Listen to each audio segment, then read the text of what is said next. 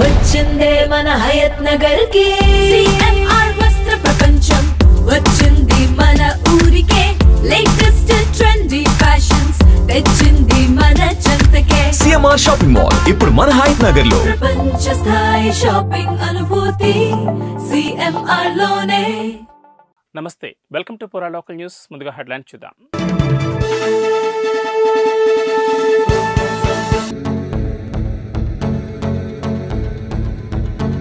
సంత్ శ్రీ సేవాలాల్ మహారాజ్ 285వ జయంతి ఉత్సవాల్లో పాల్గొన్న ఎమ్మెల్యే గంగుల. బండి సంజయ్ వేములవాడ దేవస్థానానికి ఏం చేశాడో చెప్పాలి, మంత్రి పొన్నం. 18 ఏళ్లుగా దుబాయ్ జైల్లో అనుభవించి విడుదలై వచ్చిన వారిని పరామర్శించిన కేటీఆర్. త్యాగాలకు మారుపేరు, బంజారాలకు ఆరాధ్య దైవం సంత్ శ్రీ సేవాలాల్ మహారాజ్ అని ఎమ్మెల్యే మాజీ మంత్రి కమలాకర్ అన్నారు. బుధవారం సంత్ శ్రీ సేవాలాల్ మహారాజ్ 285వ జయంతి ఉత్సవాలను పురస్కరించుకుని కరీంనగర్లోని సప్తగిరి కాలనీలో సంత్ శ్రీ సేవాలాల్ మందిర స్థలంలో నిర్వహించిన ఉత్సవాలకు ఎమ్మెల్యే గంగుల కమలాకర్ హాజరయ్యారు. మొదటగా సంత్ శ్రీ సేవాలాల్ మహారాజ్ చిత్రపటానికి పూలమాలలు వేసి ఉత్సవాలు ప్రారంభించారు.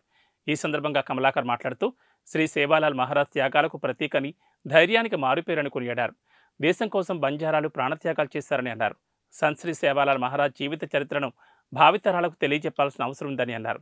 తెలంగాణ రాష్ట్రం వచ్చాక ప్రభుత్వ ఆధ్వర్యంలోనూ ఉత్సవాలు నిర్వహించామని అన్నారు. జంతుహింస వద్దని హిందూ ధర్మం కోసం దేశమంతా ప్రచారం చేసిన మహనీయుడు సంత్ శ్రీ సేవాలాల్ మహారాజ్ అని తెలిపారు. బంజారాలు సంత్ శ్రీ సేవాలాల్ మహారాజ్ మందిర భవన నిర్మాణం చేసుకునేందుకు ప్రభుత్వం నుంచి 30 లక్షల రూపాయలు కేటాయించినట్లు వెల్లడించారు. 285 సంవత్సరాలు, ఈరోజు 280 సంవత్సరాల క్రితము ఈ ఉమ్మడి ఆంధ్రప్రదేశ్లో ఒక గొప్ప మహానుభావుడు జన్మించిండు, వారే సంత్ సేవాలాల్ మహారాజ్.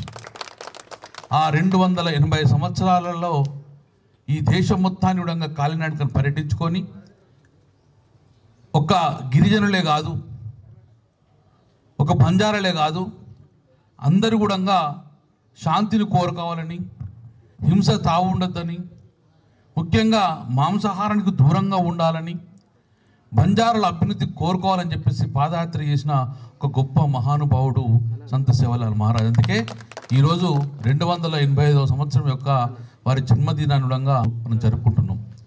నా జీవితంలో ఒక గొప్ప అదృష్టం, ఎప్పుడు సంత్ సేవాలాల్ మహారాజు జన్మదినం ఉండడంగా ఒక్కరోజు తప్పకుండా హాజరైన ఇక్కడికి. ఎందుకంటే ఒక దైవ భక్తుడు సంత్ సేవాలాల్ మహారాజ్, ఒక గొప్ప వ్యక్తుడు. మనకు తిరుపతి దేవస్థానంకి పోయినప్పుడు ఈయన తిరుమల వెంకటేశ్వరుని యొక్క భక్తుడు ఇతను. ఈరోజు సంత్ సేవాలాల్ మహారాజు మర్చిపోవద్దు, మీరు మా యాడీజే చరిత్ర తీసుకోవాలి. రాముడి జన్మ ఎక్కడైనా అని అడిగే మూర్ఖుడున్నాడా? రాముని పేరు చెప్పి ఓట్లు అడుక్కుంటున్నారు, మార్కెటింగ్ చేసుకుంటున్నారు. రాముడి గురించి తప్పుగా మాట్లాడితే సజీవ దహనానికి సిద్ధమని బీసీ సంక్షేమ రవాణా శాఖ మంత్రి పొన్నం ప్రభాకర్ అన్నారు. బుధవారం వేములవాడ మండలం నాంపల్లి శ్రీ లక్ష్మీ నరసింహస్వామిని ప్రభుత్వ విప్ ఆది శ్రీనివాస్తో కలిసి దర్శించుకున్నారు. ఈ సందర్భంగా మంత్రి మాట్లాడుతూ బండి సంజయ్ అమ్మకు పుట్టినావా అని అనలేదంటున్నాడు. అమ్మను రాజకీయాల్లోకి తీసుకొచ్చింది ఎవరని ప్రశ్నించారు. హుస్నాబాద్ అంబేద్కర్ విగ్రహం వద్ద బతికున్న మా అమ్మను పట్టుకుని తప్పుగా మాట్లాడావు, మా అమ్మ ఆత్మ ఘోషిస్తుంది వెధవా అని ఆగ్రహం వ్యక్తం చేశారు. 5 ఏళ్లలో కరీంనగర్ ఎంపీగా చేసిన అభివృద్ధిపై చర్చకు రమ్మంటే రావడం లేదన్నారు. హిందూ అని చెప్పుకుంటున్న బండి సంజయ్ వేములవాడ దేవస్థానానికి ఏం చేశాడో చెప్పాలని డిమాండ్ చేశారు. ఓట్ల రూపంలో అడుక్కునే మీరు, మలుచుకుని మార్కెటింగ్ చేసుకునే మీరు రాముని జన్మ గురించి కూడా అంశం లేవనెత్తుతారంటే మీ మూర్ఖత్వం ఎంత ఉందో ఒక్కసారి భక్తులంతా ఆలోచన చేయాలి. నేను ఎన్నడని అనున్నట్టుగా చూపెడితే నేను సజీవ దహనానికి కూడా నాకు నేనుగా సిద్ధం. అనని మాటలు ఆపాదించే విధంగా మాట్లాడితే నీ రాజకీయ రంగు తెలుస్తూ ఉన్నది. అదేవిధంగా ఇలా ఆ వీడియో ప్రత్యక్ష ఇక్కడ ఎమ్మెల్యే ఎవరు, కేటీఆర్, ఈయనిద్దరు దోస్తులు నన్ను క్రిటిసైజ్ చేస్తారు. రాముడు జన్మ ఎక్కడ అన్నారు, అక్షింతలు ఎక్కడ అన్నారు, మీ అమ్మ కుట్టినవా అని మళ్ళీ నేను అమ్మ పేరు మీద రాజకీయం చేస్తున్నా అంటున్నాడు.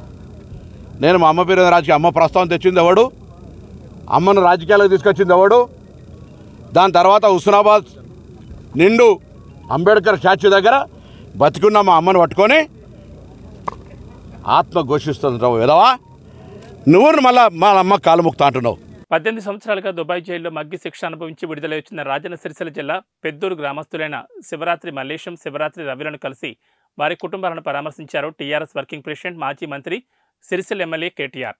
రాజన్న సిరిసిల్ల జిల్లా పెద్దూరు గ్రామంలోని గల్ఫ్ బాధిత కుటుంబాలను పరామర్శించిన అనంతరం కేటీఆర్ మీడియాతో మాట్లాడుతూ లక్షల కుటుంబాలు ఇక్కడ నుండి వలస వెళ్లి గల్ఫ్ దేశాల్లోని ఎడారుల్లో పనిచేస్తున్నారని, ప్రస్తుతం తెలంగాణలో ఎన్నో అవకాశాలు ఉండగా గల్ఫ్ దేశాల బాటపట్టి అక్కడ ఎన్నో కష్టాలను వచ్చుకుని భాష రాక ఎంతో ఇబ్బంది పడుతున్న వారికి ఇప్పుడు 18 సంవత్సరాల జైలు జీవితం అనుభవించి వచ్చిన వీళ్ళ జీవితాలే ఉదాహరణని పేర్కొన్నారు. దశాబ్దాలుగా ఇక్కడ నుంచి మరి లక్షల సంఖ్యలో సోదరులు తమ భార్యా పిల్లల్ని విడిచిపెట్టి కుటుంబాలను వదిలిపెట్టి గల్ఫ్ దేశాల్లో ఆ ఎడారుల్లో మరి ఒయాసిస్సులు వెతుక్కుంటూ మెరుగైన అవకాశాలు వెతుక్కుంటూ లక్షల సంఖ్యలో దాదాపు 3.5-4 దశాబ్దాలుగా అక్కడ పోయి పనిచేస్తూ ఉన్నారు. అయితే గత 10 సంవత్సరాలుగా ముఖ్యంగా రాష్ట్రం ఏర్పడ్డ తర్వాత ఇవాళ తెలంగాణలో వ్యవసాయము బాగైంది, ఉపాధి అవకాశాలు బాగైనాయి. ఆ క్రమంలో అక్కడ ఇబ్బందులు పడుతున్న మా సోదరులు ఎవరైతే ఉన్నారో గల్ఫ్లో తమ భార్య పిల్లల్ని కుటుంబాలకి దూరమయ్యి ఇవాళ ఏదో చేయాలని అక్కడ పోయి ఇబ్బందులు పాలవుతున్న సోదరులు ఎవరైతే ఉన్నారో వారందరికీ ఈరోజు మా సిరిసిల్ల సోదరులు 4 ఎవరైతే దేశంగాని దేశం పోయి భాష రాక ఇబ్బందుల్లో పడి చివరికి జైలు పాలయ్యి 18 ఏళ్ళు తమ కుటుంబాలకు దూరమైన సోదరులు ఉన్నారో వారి జీవితమే మీకు ఒక గొప్ప ఉదాహరణ అనే మాట నేను మీకు విజ్ఞప్తి చేస్తూ ఉన్నా. ఎందుకంటే వాళ్ళ అన్ని అవకాశాలు ఇక్కడ పెట్టుకొని ఎక్కడికో పోయి మనం ఇబ్బందుల పాలయ్యి అనవసరంగా కుటుంబాలకు దూరమయ్యి తెలియని దేశంలో ఇరుక్కుపోయిన దానికంటే మన దేశంలో మన దగ్గరే మన పిల్లలతో మన కుటుంబాలకు దగ్గరగా ఉండి ఇక్కడ ఉండే అవకాశాలు వెతుక్కోవడంలో ఉండే ఆనందంగాని ఇంకోటి కానీ ఎక్కడ ఉండదనే మాట కూడా మా సత్యం గారు, రాధారపు సత్యం గారు, జువాడి శ్రీనివాస్ గారు, అక్కడ లాయర్ అనురాధ గారు, ఇంకా అక్కడ స్థానిక లాయర్లు కూడా అక్కడ యునైటెడ్ అరబ్ ఎమిరేట్స్ సంబంధించిన లాయర్లు వాళ్ళు కూడా సాయం చేసినారు. ఎంతోమంది కృషి వల్ల ఒక 7 సంవత్సరాల జైలు శిక్ష తగ్గి ఈరోజు 18 ఏళ్లకు అంటే అది కూడా చాలా ఎక్కువ అయినప్పటికీ ఇంకో 7 సంవత్సరాలు శిక్షా కాలం ఉండంగా వారు బయటికి రావడం, వారి కుటుంబాలతో మళ్ళీ తిరిగి కలవడం చాలా సంతోషంగా ఉంది. అందుకే వారిని కలవడానికి, వారిని పరామర్శించడానికి, కేవలం పరామర్శించడానికి మాత్రమే కాదు వారి కాళ్ళ మీద వారు, ఎందుకంటే 18 ఏళ్ల తర్వాత తిరిగి వచ్చిన తర్వాత వాళ్ళకు కూడా ఇక్కడ ఏం చేయాలనో పాల్పోతలేదు. కాబట్టి వారి కాళ్ళ మీద వారు తిరిగి నిలబడడానికి కూడా నా వంతు ప్రయత్నంగా తప్పకుండా సాయం చేస్తానని చెప్పి వారికి నేను మాట ఇచ్చినాను. ప్రభుత్వాన్ని కూడా నేను కోరుతా ఉన్నా, మీరు మాట ఇచ్చారు గల్ఫ్ బాధితులకు సహాయం చేస్తామని చెప్పారు, తప్పకుండా మీరు కూడా మాట నిలుపుకుంటారని నిలుపుకోవాలని మనస్ఫూర్తిగా నేను రాష్ట్ర ప్రభుత్వాన్ని కూడా కోరుతా ఉన్నా. తప్పకుండా నా తరపున వ్యక్తిగతంగా నేను కూడా వారు తమ కాళ్ళ మీద తాము నిలబడే విధంగా స్వయం ఉపాధి అవకాశాలు అందిపుచ్చుకునే విధంగా మంచి ఏర్పాటు చేస్తానని వారికి మాట. పెద్దపల్లి జిల్లాలో ఇంటర్ పరీక్షలు ప్రశాంతంగా ప్రారంభమయ్యాయి. పరీక్షల నేపథ్యంలో పెద్దపల్లి జిల్లా వ్యాప్తంగా 24 పరీక్షా కేంద్రాలను అధికారులు ఏర్పాటు చేశారు. ఇందులో 5,213 మంది ఇంటర్ ప్రథమ సంవత్సరం విద్యార్థులు పరీక్షలు రాయనుండగా ఇంటర్ సెకండ్ ఇయర్ విద్యార్థులు 5,891 మంది పరీక్షలు రాయనున్నట్లు అధికారులు వెల్లడించారు. పరీక్షలకు హాజరయ్యే సమయం 9 గంటలకు అధికారులు సమయం కేటాయించగా ఉదయం నుంచి విద్యార్థులు పరీక్షలు రాసేందుకు కేంద్రాలకు వచ్చారు. పరీక్షలు రాసేందుకు వచ్చే విద్యార్థులు 1 నిమిషం ఆలస్యమైనా అనుమతించేది లేదని అధికారులు వెల్లడించారు. జిల్లా వ్యాప్తంగా ఉన్న 24 పరీక్షా కేంద్రాలను పర్యవేక్షించడానికి ఒక ఫ్లయింగ్ స్క్వాడ్, 4 సిట్టింగ్ స్క్వాడ్లను నియమించినట్లు అధికారులు తెలిపారు.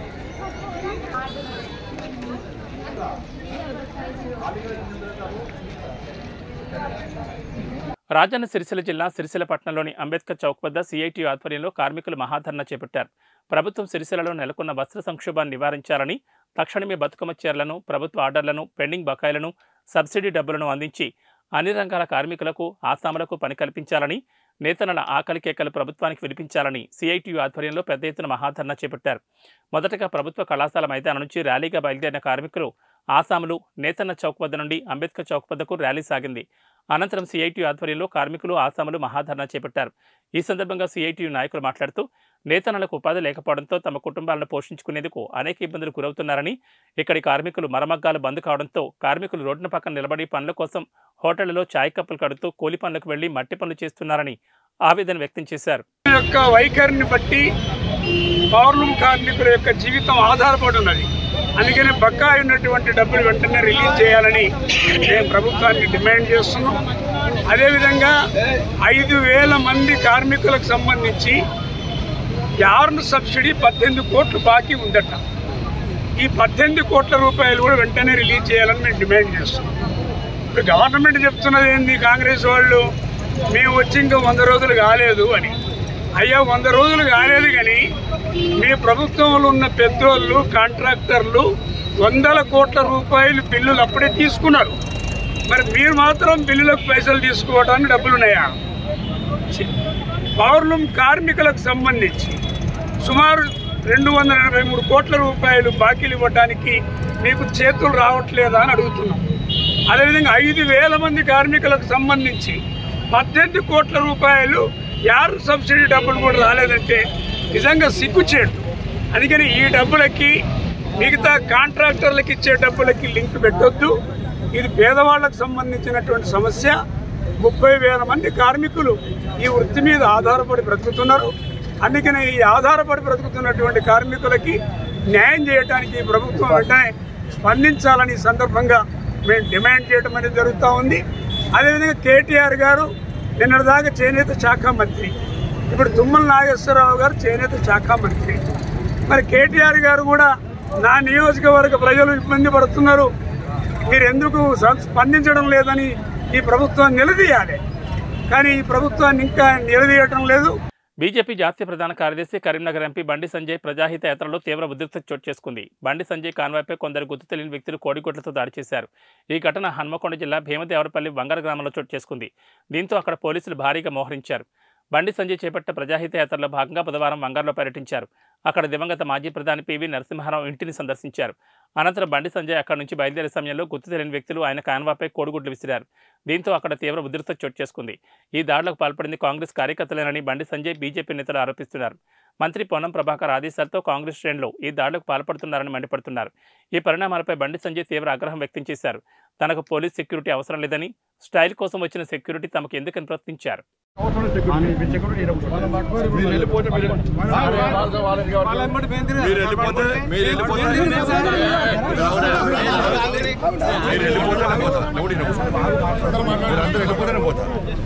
లేదు, మీరు రిక్వెస్ట్ మాకు అవసరం లేదు.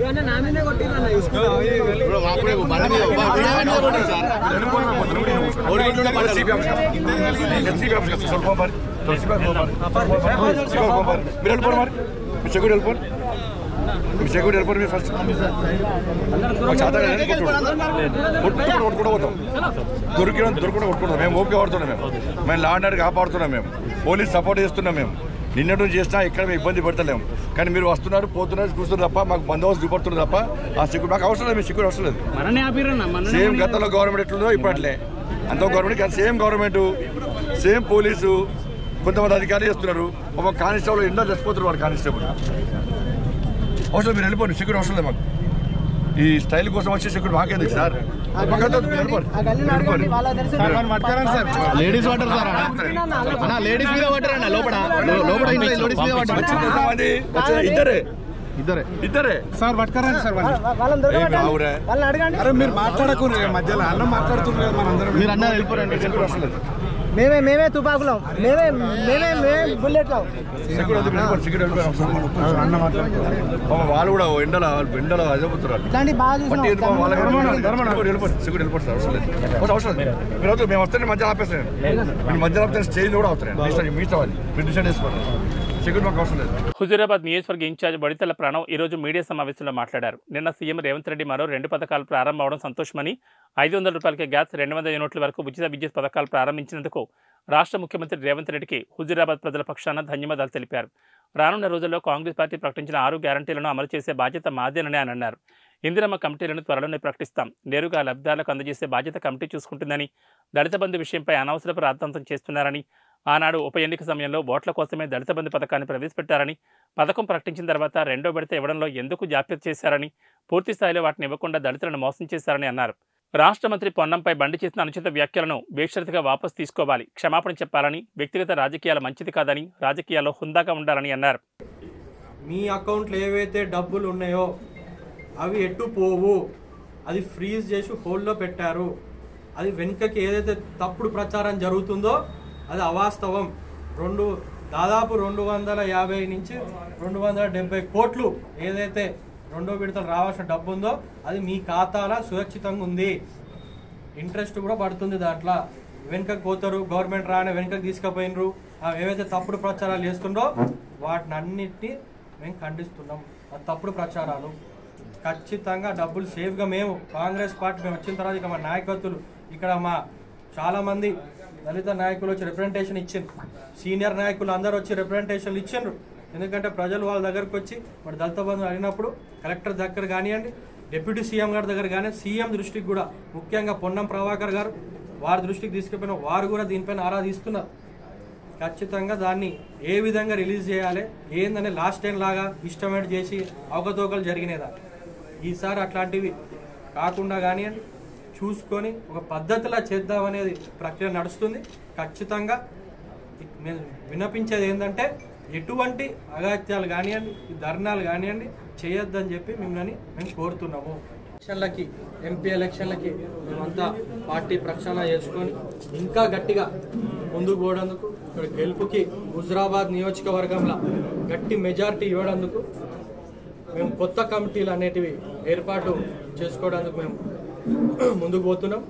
ఆ దృష్టిలో ఈ రోజు నుంచి ఏవైతే కమిటీలు ఉన్నాయో మండల్ కానివ్వండి విలేజ్ కమిటీలు కానివ్వండి వాటిని రద్దు చేస్తూ అతి త్వరలో కొత్త కమిటీలు వేసుకొని మళ్ళా మేము ప్రకటిస్తామని డీసీసీ గారి రాజన్న సిరిసిల్ల జిల్లా వ్యాప్తంగా ఇంటర్మీడియట్ పరీక్షలు ప్రారంభం కాగా అందుకు తగ్గ పకడ్బందీ ఏర్పాట్లను అధికారులు పూర్తి చేశారు. జిల్లా వ్యాప్తంగా మొత్తం 18 ఇంటర్ పరీక్షా కేంద్రాలను అధికారులు ఏర్పాటు చేశారు. జిల్లాలో 4609 ఇంటర్ ఫస్ట్ ఇయర్ విద్యార్థులు 3934 సెకండ్ ఇయర్ విద్యార్థులు పరీక్షలకు హాజరయ్యారు. పరీక్షల పర్యవేక్షణకు 2 డీఈసీలు, 18 మంది చీఫ్ సూపరింటెండెంట్లు, 18 మంది డిపార్ట్మెంటల్ అధికారులు, 7 అదనపు చీఫ్ సూపరింటెండెంట్లు, 2 సిట్టింగ్ స్క్వాడ్, 3 ఫ్లయింగ్ స్క్వాడ్, 3 కస్టోడియన్లను అధికారులు నియమించి పరీక్షల నిర్వహణ సజావుగా జరిగేలా ఏర్పాట్లు చేశారు. పరీక్షలకు హాజరయ్యే విద్యార్థులకు 1 నిమిషం ఆలస్య నిబంధన ఉండడంతో విద్యార్థులందరూ సకాలంలో పరీక్షా కేంద్రాలకు చేరుకున్నారు. జగిత్యాల జిల్లాలో 28 నుంచి మార్చి 14 వరకు జరిగే ఇంటర్మీడియట్ పరీక్షల కోసం 29 కేంద్రాలు ఏర్పాటు చేశారు. 15 ప్రభుత్వ, 1 ఆదర్శ, 13 ప్రైవేట్ జూనియర్ కళాశాలలు ఈ పరీక్షలు నిర్వహిస్తున్నారు. మొత్తం 14,542 మంది విద్యార్థులు ఉండగా అందులో 12,400 మంది జనరల్, 2,142 వొకేషనల్ విద్యార్థులు ఉన్నారు. అన్ని కేంద్రాల్లో విద్యార్థులకు సరిపడే బెంచ్లు, త్రాగునీరు, వైద్య సదుపాయం కల్పించామని కన్వీనర్ బి నారాయణ వెల్లడించారు.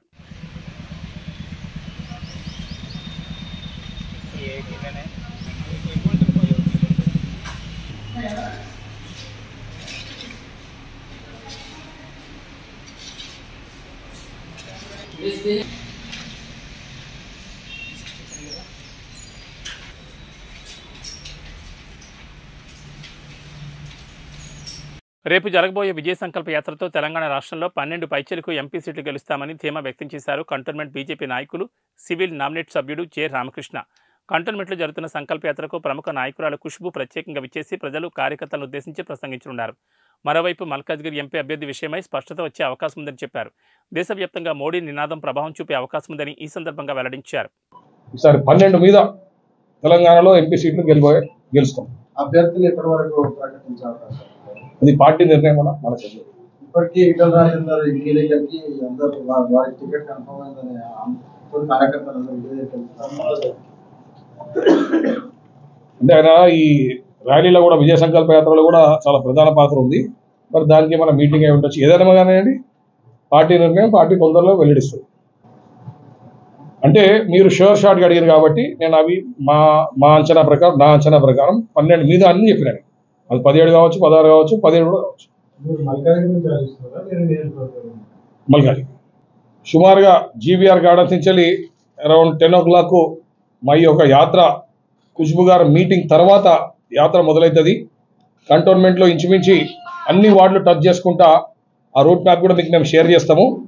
ఆ రూట్ మ్యాప్ ద్వారా మేము బ్రేక్ఫాస్ట్ చేసి జీవీఆర్ నుంచి స్టార్ట్ అయ్యి ఇంచుమించి కంటోన్మెంట్ ఏరియా అంతా కూడా కవర్ చేసుకొని సికింద్రాబాద్ కాన్స్టిట్యున్సీకి ఈ యొక్క యాత్రని హ్యాండ్ ఓవర్ చేయడం జరుగుతుంది. మరి అక్కడి నుంచి యాత్ర మళ్ళా సికింద్రాబాద్ నియోజకవర్గం కూడా కొనసాగుతుంది. సమయం తక్కువ ఉండడం వల్ల మాకు ఓన్లీ హాఫ్ డే వచ్చింది. యాక్చువల్గా 1 day రావాల్సింది. మరి మీ ద్వారా కూడా అందరు కూడా తెలియజేయాల్సింది ఏంటంటే రేపు ఏదైతే విజయ సంకల్ప యాత్ర ఉందో అందరూ కూడా కార్యకర్తలు కానీ, నాయకులు కానీ, ప్రజలు కానీ అందరు పెద్ద ఎత్తున పాల్గొని భారతీయ జనతా పార్టీని బలపరిచే విధంగా మీ అందరు కూడా అభ్యర్థించడం జరుగుతుంది.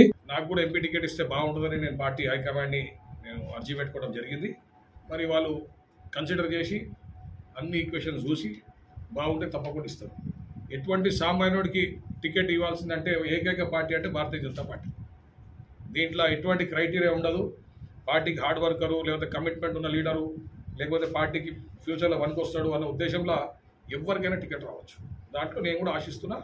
పార్టీ ఆదేశాలు ఇస్తే తప్పకుండా పోటీ చేస్తాను. 12 సీట్లు తప్పకుండా ఈసారి భారతీయ జనతా పార్టీ గెలిచే పూర్తి అవకాశాలు ఉన్నాయి. దానికి ఆల్రెడీ మాకు సంకేతాలు కూడా ఉన్నాయి. తప్పకుండా 12 మీద దాటుతాం, కానీ 12 సీట్లు మటుకు గ్యారెంటీ వస్తాం.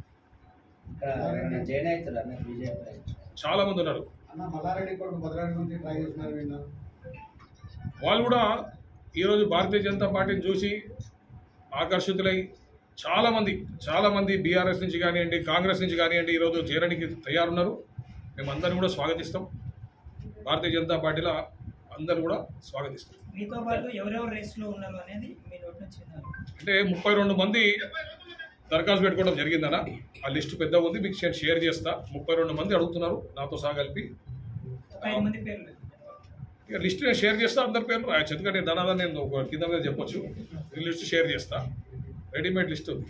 గత సంవత్సర కాలంగా ఖాళీగా ఉన్న జగిత్యాల బల్దియా చైర్పర్సన్ పదవి ఎట్టకేలకు అడువాల జ్యోతికి దక్కింది. ఈ నేపథ్యంలో బుధవారం నిర్వహించిన మున్సిపల్ కౌన్సిల్ ప్రత్యేక సమావేశంలో జ్యోతి ఒక్క ఓటు తేడాతో చైర్పర్సన్గా నియామకమయ్యారు. దీంతో చైర్పర్సన్ పదవిపై ఆశలు పెట్టుకున్న సమెండ్ల వాణికి నిరాశ తప్పలేదు. చైర్పర్సన్ ఎన్నిక కోసం నిర్వహించిన ప్రత్యేక సమావేశంలో బీజేపీ, కాంగ్రెస్ కౌన్సిలర్లు జ్యోతికి మద్దతు తెలిపారు. ఈ ఎన్నికల్లో జ్యోతికి 24 ఓట్లు రాగా సమెండ్ల వాణికి 23 ఓట్లు వచ్చాయి. అయితే ఒక బీఆర్ఎస్ కౌన్సిలర్ సమావేశానికి హాజరు కాలేదు. చైర్పర్సన్ ఎన్నికకు ముందు రోజు హైకమాండ్ జారీ చేసిన విప్ను 12 మంది కౌన్సిలర్లు ధిక్కరించారు. దీంతో ఒకే ఒక్క ఓటు తేడాతో జ్యోతికి చైర్పర్సన్ పదవి దక్కింది.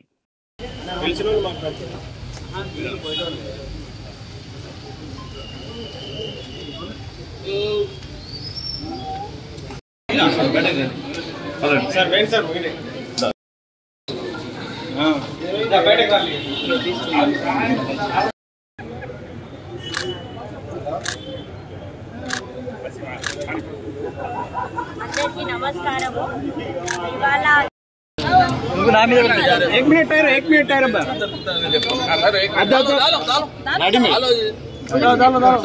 విజువల్ అత్తలేవు అన్న, తీయత్తలేదు, అందుకే ఆగుమని అన్నది.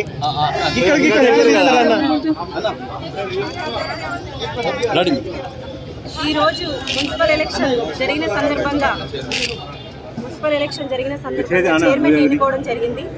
ప్రతి ఒక్క కౌన్సిలర్ నా పక్షాన ఉండి నాకు ఓటు వేసి గెలిపించినందుకు ప్రతి ఒక్కరికి, బీజేపీ వాళ్ళైనా, బీఆర్ఎస్, కాంగ్రెస్, ఇండిపెండెంట్ ఎవరైనా ప్రతి ఒక్కరికి నాకు ఓటేసి గెలిపించినందుకు ప్రతి ఒక్కరికి హృదయపూర్వక నమస్కారాలు తెలియజేస్తూ, ధన్యవాదాలు తెలియజేస్తూ, అందరితో నేను ఇప్పుడు ఎలా ఉన్నానో ఈ క్షణం ప్రతిరోజు ఈ పదవి అయిపోయేంత వరకు నేను అందరితో కలిసి వాళ్ళకు అనుగుణంగా నేను ఉంటానని మీడియా సమక్షంగా తెలియజేస్తున్నాను. అలాగే జీవనన్నకు థ్యాంక్ యూ సో మచ్, అన్నకు ధన్యవాదాలు. నన్ను సపోర్ట్ చేసిన ప్రతి ఒక్కరికి ధన్యవాదాలు. ఎలాగైతే నన్ను గెలిపించిర్రో అలాగే నేను ఉండి ఈ ఎంతకాలం నా పదవి ఉన్నా అంతకాలం నేనుండి అందరికీ అనుగుణంగా ఉండి వాళ్ళు ఏం కోరుకుంటే నేను అలా పనిచేస్తానని ప్రతి ఒక్కరికి తెలియజేసుకుంటున్నాను. మీకు ఎన్ని ఓట్లు వచ్చినాయి? ఎంతమంది మీకు సపోర్ట్ చేశారు? నాకు 24 ఓట్లు వచ్చినాయి. ఏ పార్టీ నుంచి ఎంతమంది? బీఆర్ఎస్ నుంచి వచ్చినాయి, ఇండిపెండెంట్ నుంచి వచ్చినాయి, బీజేపీ నుంచి వచ్చినాయి, కాంగ్రెస్ నుంచి కూడా వచ్చినాయి. సంఖ్య 24 వచ్చినాయి. ఏ పార్టీలో ఎంతమంది, ఎవరు విడివిడిగా?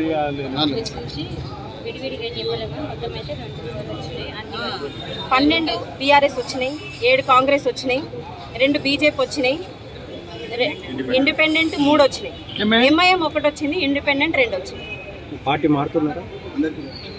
ఎందుకు మారాలి? ఇది నా హక్కు, ఇది పద్మశాలి నుంచి వేయింది కాబట్టి, పద్మశాలికే వచ్చింది కాబట్టి ఇది నా హక్కు. మాకు వచ్చింది అంతే. పద్మశాలి బీసీ మహిళగా మేము పోరాడినాం ఇన్ని రోజుల నుంచి. సో మాకు వచ్చింది, మాకు అంతే సంతోషం. ఒకరేమో రిజైన్ చేసిన, ఒకటేమో ఆబ్సెంట్. మనకు కావాల్సిన కోరము 24 మాత్రమే.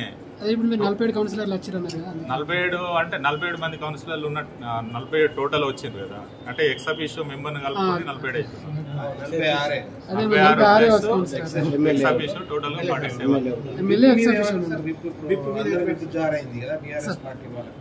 విప్ గురించి as per election state election commission of instructions ఏంటంటే, బీఆర్ఎస్ పార్టీ ఇక్కడ ఎలక్షన్ సంబంధించి విప్ జారీ చేసిన మాట వాస్తవమే. విప్ జారీ చేసిన తర్వాత వాళ్ళు ఎవరైతే కౌన్సిలర్స్ రిసీవ్ చేసుకున్నారో తర్వాత 3 days లోపల మాకు విప్కి అగనిస్ట్గా ఓటు వేసిన వారి మీద చర్యలు తీసుకోమని ఒకవేళ కంప్లైంట్ ఇచ్చినట్లయితే ఫర్దర్గా మేము నోటీస్ ఇవ్వడం జరుగుతుంది. ఆ నోటీసు రిప్లై బేస్డ్ అది జెన్యూనా కాదా, వాట్ ఈజ్, ఎందుకు వీళ్ళు తిరస్కరించిన అవన్నీ పరిశీలించి ఫర్దర్గా యాక్షన్ తీసుకోవడం జరుగుతుంది. 3 రోజుల లోపల మాకు కంప్లైంట్ ఇవ్వాలి. ఇవి బులెటిన్ విశేషాలు. నమస్కారం. వచ్చిందే మన హయత్ నగర్ కి సిఎంఆర్ వస్త్ర ప్రపంచం, వచ్చింది మన ఊరికే లేటెస్ట్ ట్రెండీ ఫ్యాషన్స్ తెచ్చింది మన చెంతకే. సిఎంఆర్ షాపింగ్ మాల్ ఇప్పుడు మన హయత్ నగర్ లో. ప్రపంచ స్థాయి షాపింగ్ అనుభూతి సిఎంఆర్ లోనే.